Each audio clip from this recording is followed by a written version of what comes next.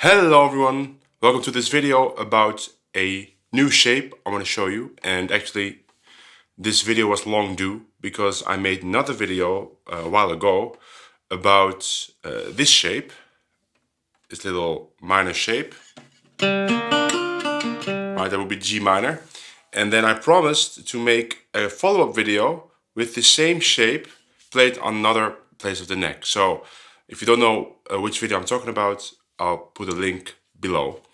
And then I forgot all about making the follow-up until someone reminded me in the comments. So this is the video, and it is a perfect time because it kind of continues my emphasis on learning shapes on the guitar neck instead of learning scales or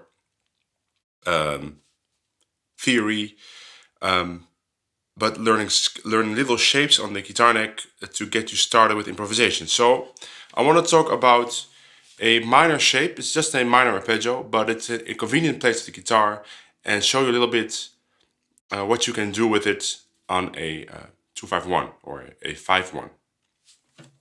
And then in the end of the video, I want to talk a little bit about how to incorporate these shapes, not only this shape, but also the shapes in previous videos, in a real life playing situation in a solo, and a little bit about the philosophy of practicing it. Okay, but first let's get to the shape, and I've chosen 6 phrases to go with it. So the shape I talk about, and we're going to talk about a 2-5-1 in C. So it's D minor, G7, C. So 1 bar D minor, 1 bar G7, 2 bars of C, or 1 bar of C. So 1,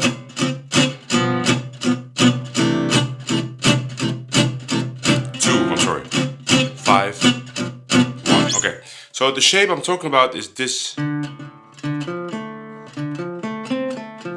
It's just D minor 7.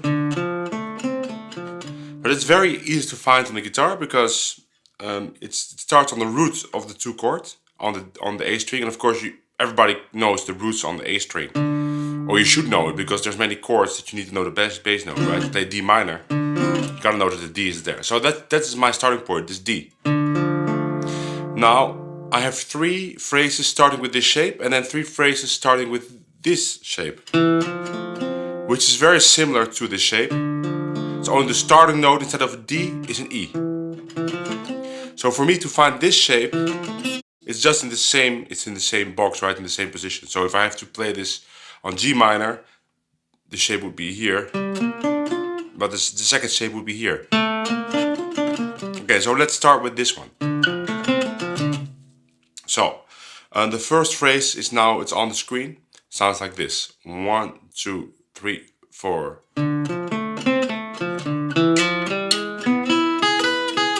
2, 3, 4.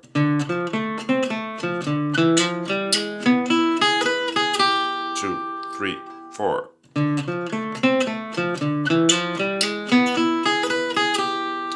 Yeah? So I don't really care about what the theory is about behind this lick. Of course, we could talk about, well, there's an E major triad in it, so it's flat 9, 13, and a scale. But actually, I'll go into it more at the end of the video. That is not the way I think about improvising at all. I actually think it will make it more difficult. I don't care about the theory, I care about the sound of this phrase and getting that sound in my head. But more about it later. So one more time: 1, 2, 3, 4. So let's say we gotta use it in a song. Let's say we're playing I Can Give You Anything But Love, but in C. So 2. We could use it right there. Something like 1, 2, 3, 4.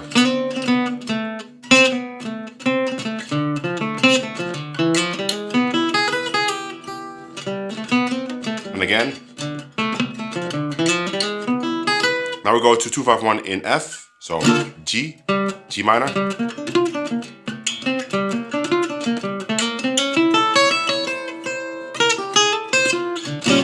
D7. Here again, 2-5-1 in C. Like that. Okay, second phrase sounds like this. 3, 4. We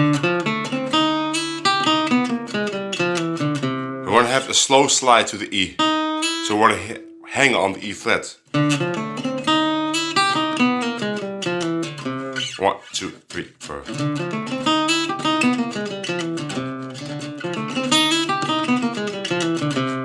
So again, you play I Can Give You Anything But Love.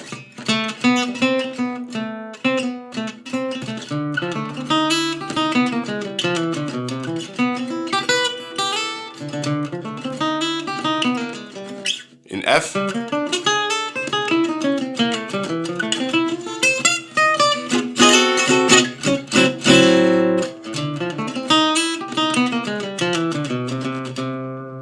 So now let's combine those two phrases. For instance, the first time we play the first one.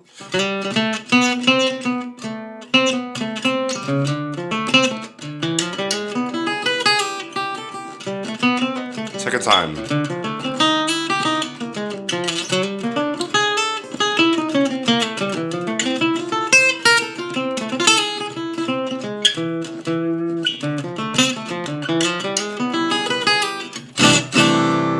Great phrase. Okay, the last phrase with this shape sounds like this. It starts before the bar now. 1, 2, 3, 4.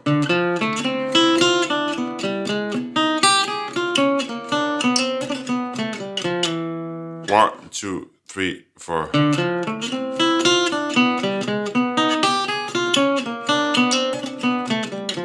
It's a little bit more altered, a little bit more modern, because of this A flat minor that's in it, and a B flat minor. But you see, now I'm going to theory myself. Just listen to the sound. 1, 2, 3, 4.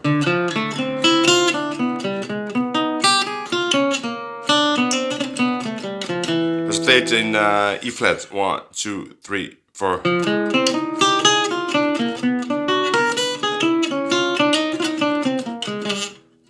Right? I just find the root of the 2 chord. In this case was F, and then I just play the string reading.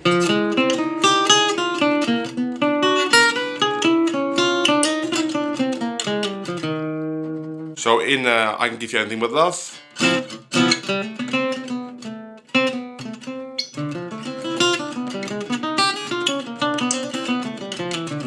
First one. C7.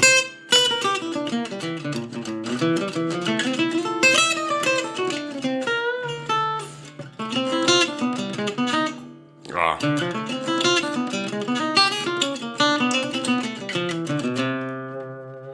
Okay, so those were the 3 phrases starting with a D, with this shape. Now we're gonna play 3 phrases starting with the E.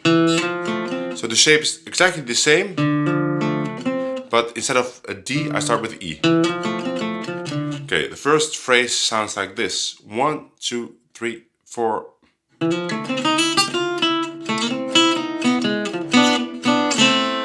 1, 2, 3, 4, 1.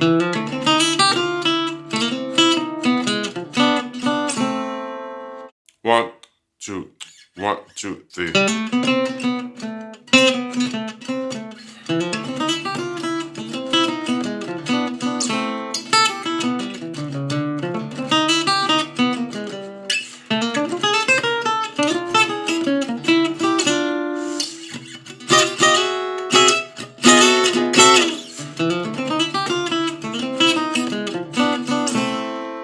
Great sounding little phrase. Okay, the next one sounds like this, a little bit more complicated. 1, 2, 3, 4, 1.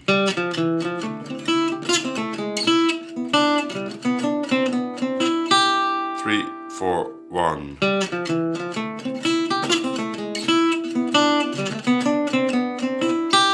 3, 4, 1.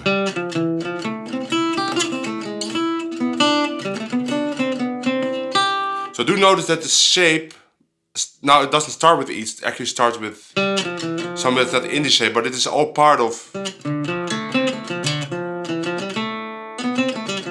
right?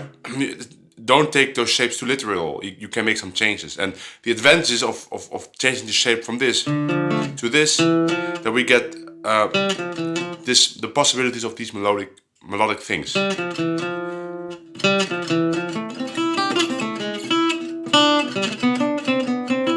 So how does this sound in I Can't Give You Anything But Love?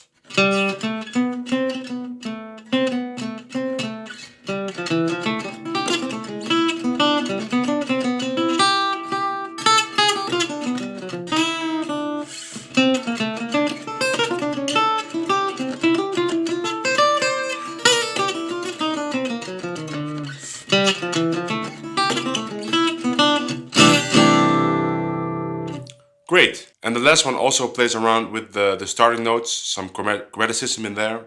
1, 2, 3.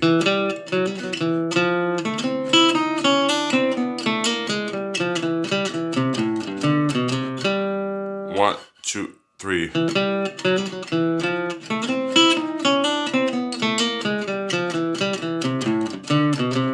In F, 1, 2, 3.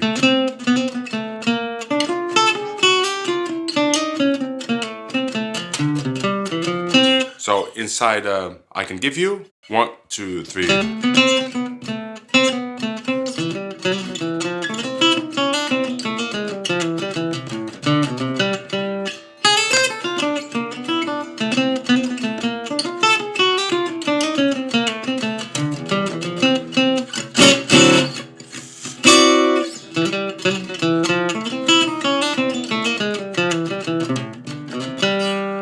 Like that.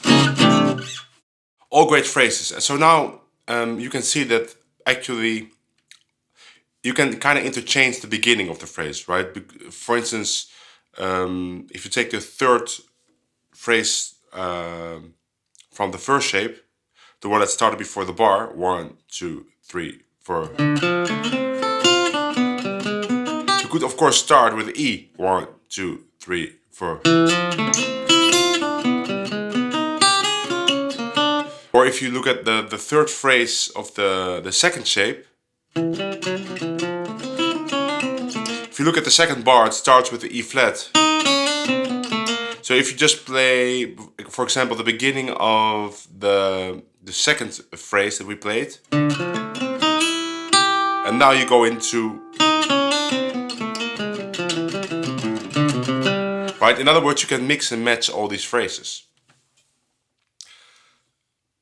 So I hope you enjoy these phrases. Those are great phrases to learn. But the most important thing is that to realize that they're all played in the same position, right? In the same region of the guitar, and the way to find it is to find the root of the 2 chord, which is a D, and then if your hand is there in this position, in this shape, right, then everything is right there. It doesn't matter if you start with the D or the E or play around with the order of the notes. It's all there, easy to find. So I got a question on one of my videos from someone how to incorporate this, because they've been practicing for months, but it wasn't working. Well, first of all, practicing for months is nothing. It will take years before you get fluent at incorporating all of these things in your playing, right? It's just step by step, small steps. And some things you will practice, you will never incorporate. And other things will go faster. It's difficult to say. I always say in my workshops, I just practice many phrases, and then I'll see what sticks. It's like throwing 50 darts at a dartboard and one hits bullseye. Well, that's the one I'm pointing at, right? That's the one I'm actually playing during performances. But the philosophy behind this is that you want to keep repeating these phrases over and over. And in the way I was doing it, right? In a song, it's like I'm going to try and play this phrase on that specific bar in I Can Give You Anything But Love, or any other song. And you keep playing them, and maybe you'll sing them. But the point is that you want to get them in your ears. You want to remember the sound and remember where your hand has to be to get that specific sound. Because hopefully, when you're improvising, you start hearing these phrases at appropriate times. And then you know, because you've trained the combination between what you hear and your hand, how to play it. And that's why I also think that going into too much theory is not beneficial. I see this a lot on forums, people talking about theory and about this scale, that scale, and this. Of course, you can do that, and it's all valid.